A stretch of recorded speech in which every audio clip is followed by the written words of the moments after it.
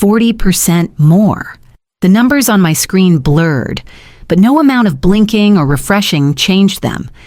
My inbox had just pinged with an email from Trevor in HR, one he must have meant for the executive team. Instead, it landed in the shared finance thread. I opened the attachment without thinking just another payroll update. I assumed, but this wasn't a routine document. It was the full compensation grid. Row after row glowed back at me in black and white, and with each name, my chest tightened. People I had trained only months ago, analysts still asking me how to reconcile the simplest balances, were listed with base salaries nearly 40% higher than mine. 2 years at the company. 1 year. 8 months. Their numbers dwarfed the 9 years I had given here. The 9 years I'd spent building the reporting structures and compliance protocols they now took for granted.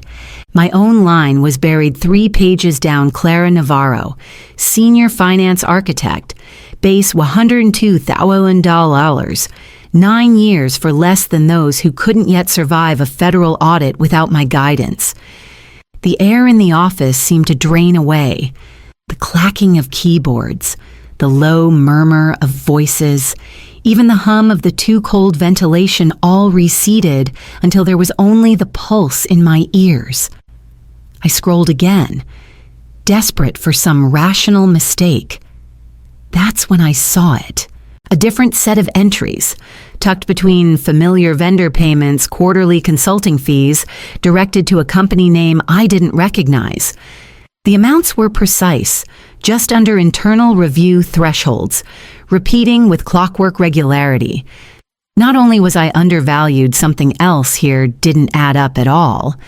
Across the aisle, I glimpsed Mason, a junior associate, laughing at his screen. Probably another crypto meme. Mason, who still came to me for help balancing accounts, was earning nearly $40,000 more than me. I forced my gaze back to the spreadsheet, my hand steady as I downloaded the file and saved a copy to my personal drive. Seconds later, a recall notice flashed across my inbox, Trevor scrambling to undo his mistake. Too late. I closed my laptop slowly, my reflection faint against the darkened screen. My breath steadied. This wasn't just about money anymore. This was about what I had uncovered, about what they thought they could hide. I stood, smoothed my skirt, and walked toward Marcus Redden's office. Marcus's door was ajar, the faint smell of his burnt coffee drifting out. I didn't bother knocking politely. I rapped twice and pushed inside before he could pretend not to hear. He looked up from his monitor, irritation already written across his face. "Clara, something urgent." His tone implied it better be. I set my laptop on his desk and opened the file. The spreadsheet stared back, rows and numbers glowing like a wound I couldn't close. I turned the screen toward him. "Explain this." His eyes flicked down, recognition flashing and a quick widening of his pupils. Then, like shutters snapping closed, he leaned back, steepling his fingers. "Clara, you know I can't discuss other employees' compensation. I'm not asking about theirs," I said, my voice even though my hands trembled beneath the desk. "I'm asking about mine. 9 years here. Marcus. 9 years building every financial system this place relies on, training every single person listed here, and I make 40% less than they do." He let out a long sigh, the kind designed to make you feel unreasonable for even bringing it up. "The market has changed since you were hired. It's company policy for new entrants. Your salary was set in a different economy." I felt heat rise to my face, then adjust it. "Bring it to market rate." He shrugged. Actually shrugged, as though brushing away a fly. "It's not that simple. There are bands, structures, policies." He gestured vaguely at the air. "Take it or leave it." The word struck harder than the spreadsheet. Take it or leave it. As though 9 years of loyalty could be reduced to a coin toss. I'd like to request a formal compensation review. I managed. My tone clipped. Controlled. You can submit it, he said, glancing at his watch. But frankly, it will be denied. We completed reviews last quarter. You already received your standard 3% increase. He looked past me to his inbox, already moving on. Was there anything else? I stood, every muscle stiff with the effort to keep my expression neutral. I gathered my laptop, turned without another word, and left his office. Rage pressed against my ribs, but underneath it, something colder formed. His dismissal wasn't the end of this conversation. It was the beginning. That night, I sat at my kitchen table with my laptop open, the glow of the screen reflecting off an untouched glass of wine, and began to write. The apartment was silent except for the faint hum of the radiator. I set my laptop on the kitchen table, pulled the blinds shut against the Brooklyn night, and opened a blank document. My untouched glass of wine sat to the side, forgotten. I wasn't here to drink. I was here to account. I started with the beginning 2014 when they hired me fresh out of graduate school. I wrote about building the company's first automated reporting system, how it had cut 30 hours of manual work every week. I listed every project, every crisis I had quietly averted. The tax compliance framework in 2016 that passed a federal audit with 0 findings, the first clean audit in the company's history. The restructuring of accounts receivable that reduced collections by 40%. Millions saved. Thousands of hours restored. Line after line. I built the story no one else had written, the invisible backbone of 9 years. And then memory pulled me backward.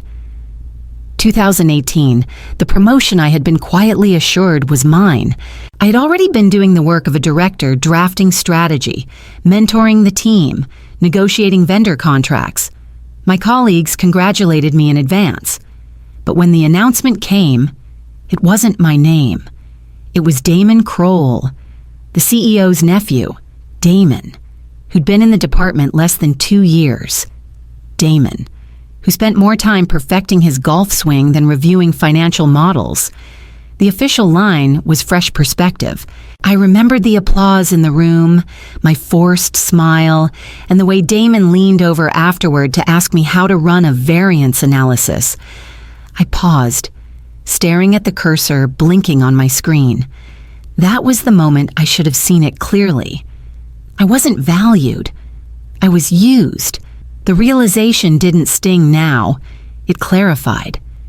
My loyalty had been discounted like clearance stock taken for granted until it was nearly worthless. I wouldn't let that happen again. I typed faster, gathering receipts, old performance reviews, audit reports, training manuals I had written. By dawn, I had begun shaping it into a dossier systematic, detailed, impossible to refute. When the sun broke over the rooftops, pale light filtering through the blinds, I whispered it aloud. Steady and final. No more loyalty for discounts. The next morning, I printed the first pages of what would become my case, tucked them into my bag, and walked toward the skyscraper that had stolen nearly a decade of my life. The city was still half asleep when I stepped out of the subway at Bryant Park. The January air bit at my face, sharp enough to wake the resolve I'd carried through the night. I tightened my grip on my bag, the weight of its contents anchoring me more than any breakfast could. 3 items. That was all I needed. The lobby lights of the skyscraper flickered faintly, security guards nodding at me as I swiped my badge. I had been one of the first to arrive for years, always the reliable one. Always early. Today, it was deliberate. Today, I needed emptiness. The elevator hummed upward, its mirrored walls reflecting back a woman I barely recognized. Eyes steady, jaw firm. Not the one who had quietly endured 9 years of maybe next quarter. When the doors opened to the executive floor, silence greeted me. Perfect. I walked straight into Gideon Kroll's office. His assistant wouldn't be in for another hour. The polished desk gleamed under the recessed lights, a symbol of authority I had once respected. I reached into my bag and placed each item in the center, aligned with care. First, the resignation letter. Simple, unadorned, effective in 2 weeks. Second, the offer letter from Seraphine Duval's firm, $145,000 salary plus benefits spelled out in crisp language. Proof that my market value wasn't theory, it was fact. Third, the bound report. 43 pages heavy, embossed with the title I had chosen deliberately, The Cost of Institutional Memory. I stepped back, looking at the 3 pieces as though they were chess pieces in perfect position. For once, the board was mine. By mid-morning, the whispers had already spread through the cubicles. Something had happened upstairs, something unusual. People glanced at me as I passed, curiosity barely disguised. At 10:12, my phone rang. "Clara, come to the executive suite," Gideon's assistant said. "Now." I walked the length of the floor, each step deliberate. Each stare I met confirming that the story had grown larger than me. When I entered the suite, Gideon was waiting, Marcus beside him, and Ivy Calloway standing near the window. On Gideon's desk, my bundle lay open. His face was taut, his voice clipped. "Clara, let's discuss what exactly you think you're doing." I sat down, folded my hands on my lap, and looked him straight in the eye. The conference room smelled faintly of lemon polish and tension. Gideon sat at the head of the table, a stack of papers neatly aligned in front of him. Ivy Calloway stood with her arms folded, her eyes sharp but unreadable. Marcus hunched as though hoping to disappear into his chair. Trevor from HR shifted nervously, beads of sweat already forming at his hairline. Gideon spoke first, his voice smooth, rehearsed. "Clara, after reviewing your report, we've decided to make adjustments. Effective immediately. Your salary will be raised to $155,000. We're also adding a retention bonus of $45,000 and elevating you to Executive Director of Financial Systems. It's a well-deserved recognition." He slid the packet across the table. The pages gleamed with legal language. I leafed through, deliberately slow, my eyes scanning not just the numbers, but the fine print. Halfway through, the trap revealed itself. Confidentiality agreement. The scope was broad, far broader than any standard NDA. It didn't just bind me to secrecy about compensation, it referenced any irregularities observed during the course of employment. My chest tightened, though my face remained still. So this was the price. Not acknowledgement of value, not respect. Silence. Gideon leaned forward, his tone quiet, almost intimate. "Clara, agreements like this are standard. And frankly, you don't want the wrong details about your family surfacing in the wrong context. Do you..." The words landed like a blade, slipped between ribs.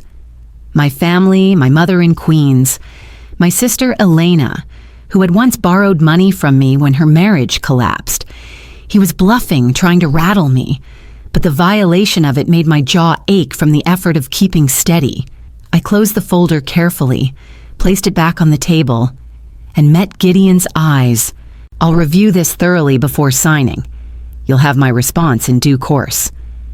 The silence stretched. Trevor coughed. Ivy's gaze flicked to me with something that might have been respect or warning. I gathered my notebook, stood, and walked out without waiting to be dismissed. Inside, my pulse raced. It wasn't the offer that mattered now. It was the clause. Because only one reason existed to fear irregularities being spoken aloud, there were irregularities worth hiding. That night, I opened the second file I'd been keeping in secret for 18 months, the one marked only with a single word: ledger. The folder lay open on my kitchen table, its pages spread like evidence in a trial only I could see. Each entry represented a thread I'd pulled over the past 18 months, beginning with one line item I hadn't been able to ignore.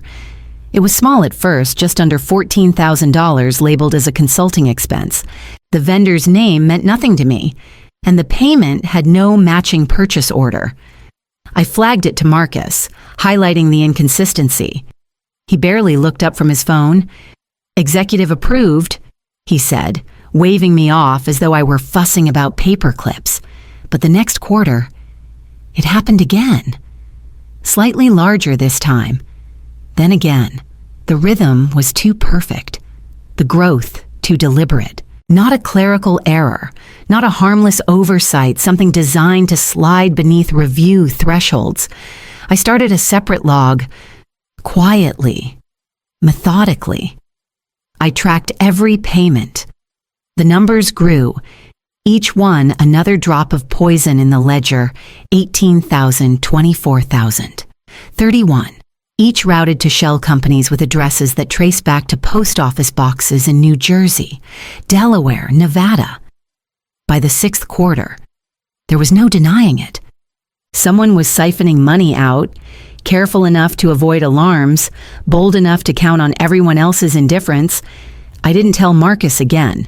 I didn't tell anyone. I just kept building the log rows of dates, amounts, transaction codes, and cross-references to accounts no one else bothered to question. By the time the spreadsheet landed in my inbox last week, the total had reached $2.7 million. Now, with Gideon's NDA in front of me, I understood the timing. The clause wasn't about keeping salaries quiet. It was about this. They knew the rot was there, and they were trying to buy silence before it spread beyond these walls. I leaned back, staring at the screen, the weight of both files pressing against my thoughts. One weapon, 9 years of underpayment, systematic proof of how they'd undervalued me. The second, a fraud trail that could detonate everything they'd built. The spreadsheet had never been a mistake. It was a crack in the wall, a glimpse into the structure they thought was unassailable. And now, I had my hands on both sides of the foundation. The next morning, when the summons came for a board-level meeting, I already knew which folder I would carry into that room. The summons came mid-morning, executive boardroom. 10 minutes. I closed my laptop, slid the folder marked ledger into my bag, and walked with measured steps to the top floor. The boardroom was colder than the rest of the office, its walls paneled in polished walnut that gleamed under fluorescent lights. At the head of the table sat Gideon, his expression carved from stone. Ivy stood near the window, arms crossed. Marcus fiddled with his pen, tapping it against the legal pad in front of him. Trevor looked like he'd been dragged here against his will. Beside Gideon sat Lowell Stratton, the company's chief legal counsel, his posture stiff, jaw tight. On the screen at the far end of the table, Meredith Cross, the board chair, appeared via video link. Her sharp eyes scanned the room. "Let's proceed," she said. I reached into my bag, pulled out my dossier, and set down a neat stack in front of each of them. You'll find a detailed breakdown of irregular transactions over the past 3 years. Payments funneled to 7 shell companies. All roads lead back to Pinewood Ventures, a holding company registered to the brother-in-law of Lowell Stratton. For a beat, silence stretched so thin I could hear my own breath. Then chairs scraped, papers flipped, eyes darted. "This is outrageous," Lowell snapped, color draining from his face. Fabricated, completely fabricated. Meredith leaned closer to her camera, flipping pages. "Navarro, Are you prepared to stand by this analysis? Every transaction has been verified. Dates, amounts, routing numbers. I flagged the first payment 18 months ago and was told it was executive approved. My gaze shifted briefly to Marcus, who looked as though the ground beneath him had vanished. Lowell's voice cracked as he tried to steady it. You cannot. This is Meredith. Cut him off. I want outside counsel reviewing this immediately. If even half of this is accurate, it's catastrophic. Gideon's glare burned into me, a silent warning he no longer had the power to voice aloud. He knew he couldn't move against me now, not with Meredith's eyes fixed on the documents. I folded my hands on the table, pulse steady. The detonation had already happened. By afternoon, security was escorting Lowell Stratton from the building. The sight of Lowell Stratton being led past reception by 2 security officers traveled faster than any memo. By the end of the day, the whispers were no longer whispers but open speculation fraud. Shell companies. Millions missing. Marcus avoided eye contact with me in the hall, his shoulders hunched as if the ceiling itself might collapse on him. Trevor barely showed his face at all. Within 48 hours, outside counsel had established enough to involve prosecutors. Formal charges were filed. The board issued a vague statement about leadership transitions that fooled no one. Panic bled through every department. Meetings canceled, projects frozen, employees huddled in corners trading rumors. For years, I had been invisible. Now, I was the name on everyone's lips. On the 3rd evening, as I sat in my apartment surrounded by half-packed boxes of files I no longer needed, my phone rang. Seraphine's voice was crisp, steady. It's official. The board approved your appointment, Chief Financial Officer, effective next month. Champagne's waiting for you when you're ready. A laugh rose in my throat, sharp, disbelieving, but real. I thanked her, hung up, and stared at the ceiling. For the first time in nearly a decade, the future wasn't a fog of overtime and broken promises. It was wide open. The following morning, I carried a single cardboard box into the office, filled with plants, framed photos, and a few books I'd kept at my desk. My phone buzzed constantly with Gideon's messages. We need to talk. Don't do anything rash. This can be salvaged. I silenced it without replying. As I passed through the cubicles, people fell silent, watching. Some nodded in respect, others whispered, their voices carrying a mixture of awe and fear. Near the exit, a young analyst I had trained, Nina, fresh out of college, who once struggled to reconcile her first quarterly report, leaned close and whispered. I kept my own log, too. Clara, you're not alone. Her words landed like a quiet bell ringing through the chaos. The collapse wasn't just happening at the top. It was spreading downward, employees emboldened to see what had been hidden. I smiled at her, brief but genuine, then continued toward the glass doors.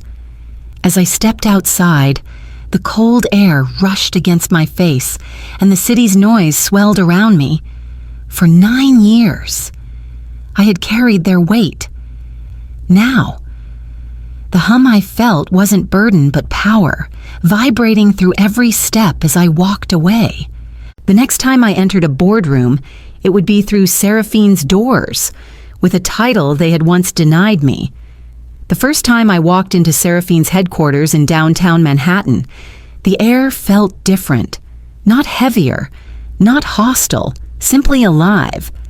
Glass walls reflected the morning sun across open workspaces, and conversations carried a hum of energy rather than fear. I set my bag on the table of the conference room, now marked with my name, Chief Financial Officer. One of my first acts was to draft a compensation policy that would never allow what happened to me to happen here. I built systems where pay bands were transparent, reviewed quarterly, tied to contribution and not to politics. Every employee could see how decisions were made. When I presented the framework to the leadership team, Seraphine lifted her glass of water like a toast. "No shadows," she said. I nodded. Later, standing in front of the staff, I spoke without notes. No one here will be undervalued in silence. If you have concerns, you'll be heard. If you have proof, it won't be buried. I can promise you that, because I've lived what happens when promises are broken. Their applause filled the room, and for the first time, I felt that what I had endured carried meaning beyond myself. Back across the river, my former company unraveled in slow motion. Clients defected to firms like ours, investors lost patience, and eventually the board sold the remains to a competitor at a fraction of its former worth. I didn't celebrate their collapse. By then, I had no need to. At night, when the office lights dimmed and the city glowed through my window, I thought of those 9 years. The loyalty given, the loyalty betrayed. I thought of Marcus's shrug, Gideon's glare, Lowell's pale denial. And then I thought of Nina's whisper, of the small ripple that could grow into a wave. I turned my gaze to the city below and spoke softly, as if the streets themselves could hear. For 9 years, I accepted less. What about you? How long will you let someone else decide your worth? Because I knew now, the truest revenge wasn't in bringing them down. It was in refusing to bow ever again.